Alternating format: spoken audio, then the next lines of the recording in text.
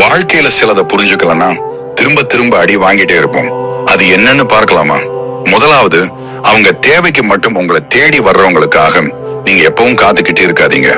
உங்க நேரம் ஒண்ணும் மலிவானது இல்ல.